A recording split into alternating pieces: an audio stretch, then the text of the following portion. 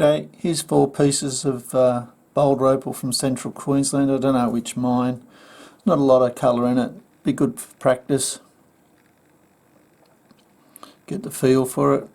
Get the idea of getting dirty.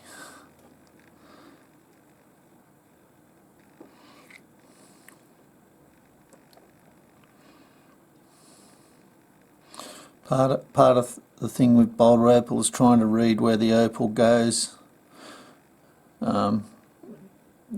Not a real good example, but you can see here that perhaps there might be a go back in here. As you can see there, colours there, so it might be a gemstone or a better stone underneath this piece.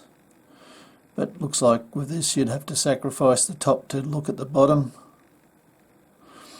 And with a lot of this stuff it's got brown stain on it. Again,